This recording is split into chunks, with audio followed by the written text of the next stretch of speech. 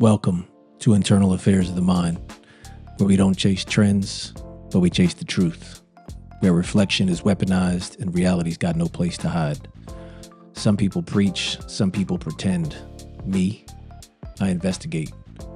I'm Greg Thompson, a retired cop with over 2 decades experience, but a lifelong investigator. And now, a full-time interrogator of the human condition. This isn't therapy. It's not philosophy class. It's an investigation into everything they told you not to question and everything you told yourself you didn't have time to. Let's crack today's case. Let's chop it up.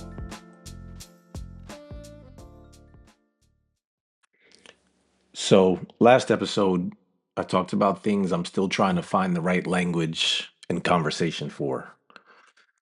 The tension between loving someone completely and still being forced to keep living in a world where they're no longer here. And I remember telling you that there seems to be no clean resolution to that, if any resolution at all. No neat ending, no emotional finish line, no point where everything suddenly just makes sense. Just a constant attempt to live inside interruption and contradiction. So after sitting with that episode and getting feedback, some things have become even more clearer. The contradiction doesn't stay contained in one place. It becomes viral, if you will. It spreads. Because it isn't just internal anymore. It starts showing up in everything around you. In your kids, in your home, in your relationships or lack thereof. And a lot of in how the world responds or stops responding to your loss. Now, it's not because people don't care, but because I don't think people can even understand someone else's grief due to the individualized nature of it. And I think one of the reasons this entire process feels so impossible to explain is because people keep trying to simplify grief into one thing or one constant: sadness, healing, strength, faith, and time. Like if we just find the correct category, the proper quote, the correct perspective, suddenly this all becomes manageable. But unfortunately, that hasn't been my experience at all. My experience has been full of layers, constant layers. And the deeper I get into this, the more I realize grief isn't just emotional pain. It's disruption. It's about structure inside of emotional collapse. It's about finding and keeping up with your responsibilities inside of loss. It's watching every part of your life, your routines, your identity, your parenting, your faith, your future, your loneliness and responsibilities get thrown into the same storm at the exact same time. And every single day, different parts of that storm demand your attention. Some days it's your loneliness. Some days it's your anger. Other days it's just your exhaustion. And some days it's your child merely asking a question so innocent that it completely breaks whatever emotional stability you thought you had or built up for that day. That's the part I don't think people understand until they live it. There's no pause button for grief, especially when you're a parent. There's no separation between being the one who is grieving and being the one who has to hold everything together. No opportunity to emotionally collapse for a month and just let things process quietly. Because while you're grieving the loss of your spouse, your partner, your best friend, your children are simultaneously grieving the loss of their mother. And that realization alone adds a completely different weight to this. Because now you're not just carrying your own individual grief, you're carrying theirs too. And most likely, it's not going to be on the same timeline. You're watching pieces of their childhood change in real time and realizing there is absolutely nothing you can do to stop it. They notice absences you don't even realize are becoming permanent parts of their developing and evolving worldview. And as a parent, that helpless feeling is brutal. Because every instinct inside you wants to protect your children from pain, to fix it, soften it, to somehow absorb it for them. And this is one of the first times in my life where I fully realize I can't. Now, I can comfort them, I can hold them, I can reassure them that they are loved and safe and supported. And believe me, I do. But I cannot give them their mother back. And there's a helplessness attached to that, which is difficult to even find the words to describe out loud, especially because kids grieve differently than we as adults do. Not less deeply, just differently. Adults, we tend to intellectualize or rationalize grief. Kids, they experience it through moments, through interruptions to what they believed life was supposed to be based on what it was. And those moments just come out of nowhere. For instance, my son just asked me recently, Daddy, why don't people come over anymore like they used to? And honestly, that simple question broke me because during my wife's illness and immediately after she passed, our house was constantly full for nearly 19 months straight. People checking in, people staying with us, bringing food, helping, talking, supporting us, playing with them. To adults, we understand that season is temporary. It has to be. But to a child, that became their normal life. And now he is trying to understand, where did it all go? Why did it all disappear? Why is the house suddenly so quiet again? And what hit me the hardest wasn't just his sadness when he asked that question. It was realizing that he was experiencing a secondary loss that nobody talks about. Not just losing his mother, but losing the atmosphere that surrounded the tragedy too. Let me say that again. He didn't just lose his mother, but he lost the atmosphere that surrounded that tragedy too.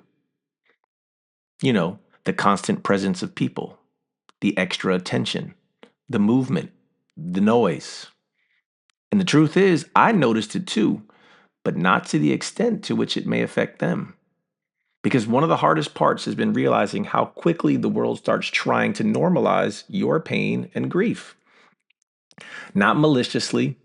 Most people truly mean well and say what people say and do what people do. But there's this subtle transition that happens where life starts pulling everyone else forward again. People go back to their routines, back to work, their own responsibilities, as they should. But meanwhile, inside your home, everything still feels altered. No, it is altered permanently. And that's such a strange emotional experience because externally, the world starts calming down, normalcy, while internally, you're still trying to survive emotional chaos every single day. And honestly, I think that's why the conversations become so difficult because people desperately want grief to behave predictably in some linear pattern. They want to reassure you, to comfort you. They love to tell you, time heals. I understand. I've been there. God will see you through this. Now, I know those words are usually coming from a good place. Honestly, I really do. But I recently read something that stuck with me, and it captures how I feel about these sayings way better than anything else I've heard or thought. When you have a friend going through a storm, don't become a news anchor. Grab an umbrella and protect them. That's it.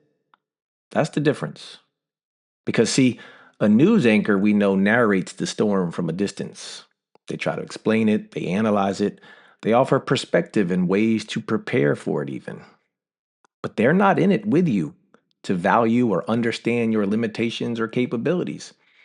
Hell, they can't even tell you or predict how that storm is definitely going to behave. And grief definitely isn't something you need commentary on when you're the one living inside of it. You don't need someone explaining what it looks like from outside or what has or has not worked for them. You need presence. You need people willing to sit in it without trying to translate it into something easier to digest. Simple. And I think that's what gets lost sometimes in all of this. The impulse to say something replaces the willingness to simply be present. You see, one of the most meaningful messages I continue to receive regularly from one person during my grief is painfully simple, yet profoundly helpful every time I see it. Simple text. Is there anything I can do for you today? Not advice, not fixing, not a speech, just presence. And sometimes that's what keeps people going. That's what keeps me going. Additionally, and I know this will hit some of you pretty hard, and you know, it is what it is.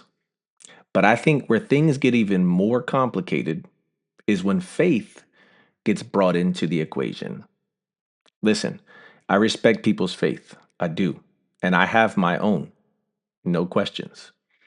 But I struggle when it's assumed to be a universal solution to a very individualized experience.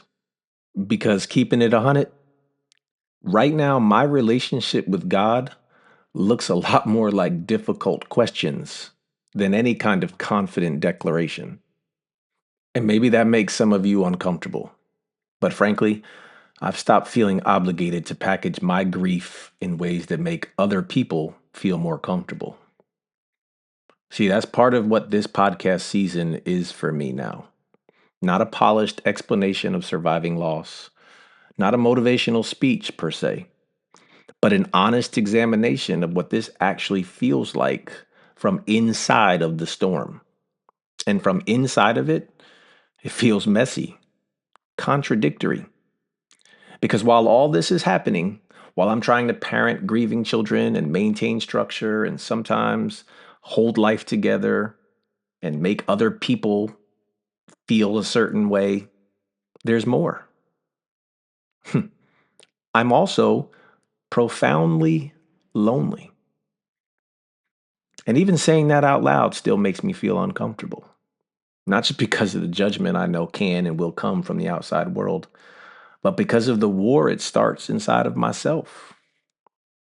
Guilt for admitting that after loss, there are still parts of you that ache for connection, that you miss physical touch, you miss intimacy, you miss companionship. And somehow your mind tries to convince you that missing those things means you love the person less that you lost. It feels like betrayal, but it's not. It's humanity. Now, intellectually, I know those feelings don't diminish the love I had for my wife, and they never will. I know that. And I know the near impossible conversations her and I had to have about that future. But emotionally, it still feels like betrayal, even thinking about it. And that creates this constant internal war. The loneliness pushes me in one direction, the guilt pushes me in another, but responsibility pushes me in yet another. The kids become and will always remain the center point of every decision. Because now every thought that I have about my future immediately gets filtered through what impact does this have on them? And that becomes especially heavy with things approaching you don't consider and that most people probably take for granted. For instance, Mother's Day. I never imagined in my life I would be having conversations with my daughter's teacher about how to best navigate Mother's Day after losing her mother. Think about how surreal that is for a second. Trying to strategically prepare your child for celebrations centered entirely around moms when her mother just died. Do we let her fully participate? Do we prepare alternatives? Do we modify things quietly in the background so she doesn't feel so isolated?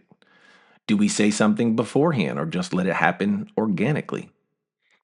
Every single one of those options and every one you can come up with feels imperfect because underneath all of it is the exact same reality that does not change. Mom is gone. And there's no way to soften that truth enough to remove the pain that's attached to it. You see, this is the stuff people don't see or consider when they tell you time heals. The endless emotional calculations, the random landmines life has now planted in strategic places that you can't possibly predict or project. The moments where ordinary life suddenly becomes emotionally dangerous territory for your children. And all of this at the same time, you're trying to manage your own grief in real time too, trying to answer their questions while suppressing your own emotional collapse, trying to make them feel safe while half the time you don't even recognize your own emotional landscape anymore. But wait, there's more. Another thing I was not prepared for or even knew could be a thing. Realizing how much grief expands beyond just you and your children. Because, you ready for this? I am also grieving my wife's parents. And that's another layer I don't think people can fully understand until they're inside something like this. You see, watching parents lose a child is devastating in a completely different way. And I see their pain. I sense the difficulty they have walking into our house now because our house is no longer just our house to them. It's also a reminder that their daughter should be here, but she isn't. And I worry that reality has changed things between us in ways none of us fully know how to navigate yet. Not because love disappeared, not because anyone stopped caring, but because grief changes the emotional geography of relationships, even loving relationships. And part of me finds myself grieving that too. You see, I'm missing the normalcy we all had together before this happened. I'm missing the ease to which we did things.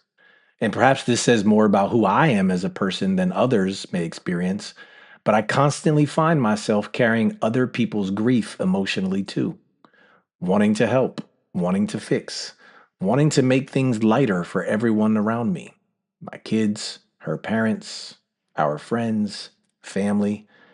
But the reality is, I can't fix any of this, none of it. And that's a difficult realization for someone wired like me. Because this process forces you to confront helplessness over and over again. Face that you cannot save your children from the pain completely, that you cannot save or remove the grief from the grandparents who lost their daughter. You cannot force yourself to stop feeling lonely. You cannot control how people respond to your grief. And you definitely can't speed up your understanding of any of it. All we can do, carry it, all of it. And maybe that's why I reject so strongly the idea that this process is linear. Because one moment I can sound grounded and look completely composed. And an hour later, I could be sitting in complete emotional exhaustion because of a random sentence from one of my kids. No, this definitely isn't healing to me. Healing sounds way too clean, too organized. This feels more like learning how to coexist with loss while still being required to continue living. And I recognize that's the chapter I'm in right now. Not healed and not resolved. Just learning and evolving day by day how to carry grief, responsibility, loneliness, fatherhood, faith, guilt, and love all at the same time without letting any one of them completely consume me. And honestly, some days I do better than others. But here's what I keep trying to remind myself, and maybe it's what some of you listening need to hear and can tell yourself too. This journey belongs to you, not the opinions, not the whispers, not the people keeping score from a distance.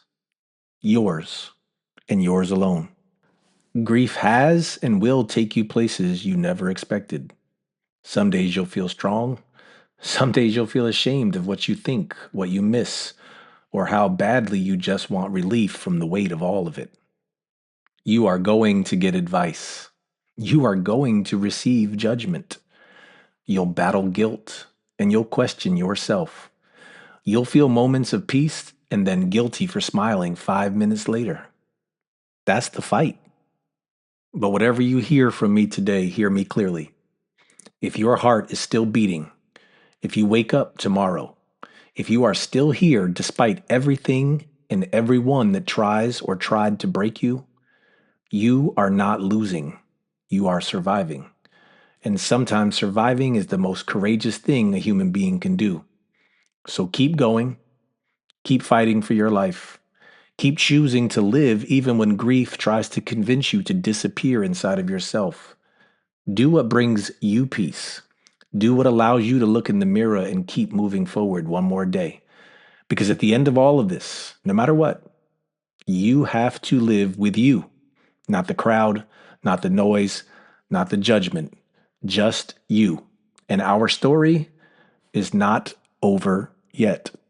Now, I'm not saying you have to do it alone because having people can be helpful. And that's why I want you to take this epiphany I had with you as well. Be grateful for the treasured few who are food for the soul. These relationships are pure grace. They don't erase the bad moments, but their light and presence is what makes the journey feel miraculously lighter. Yeah, I said that. And this has been Internal Affairs of the Mind.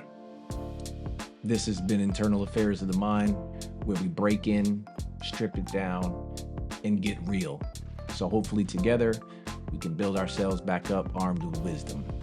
Peace and blessings to everyone. Be kind. Be a good human. Thanks for listening. I'm Greg Thompson, and we'll chop it up next time.